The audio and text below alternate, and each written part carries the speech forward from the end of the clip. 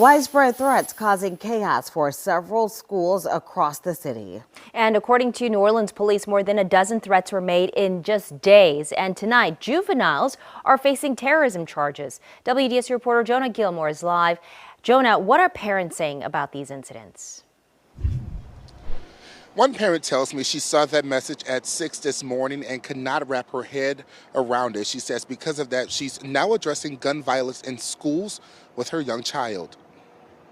My heart just stopped.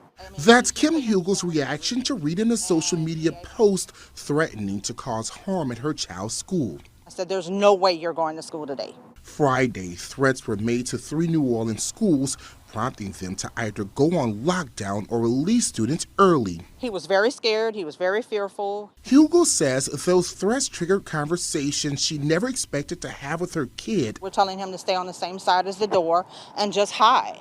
Stay as quiet as possible. Those feelings have been widespread as New Orleans police investigated 16 threats in 2 days.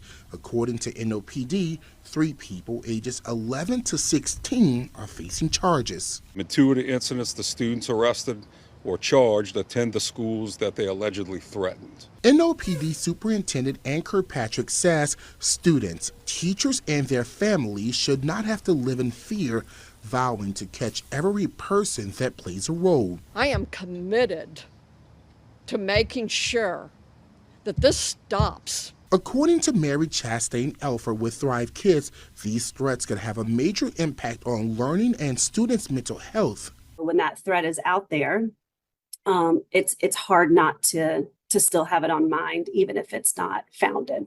Hugel plans to send her child to school Monday, hoping the threats are over. I do think that there needs to be some serious consequences for their behavior.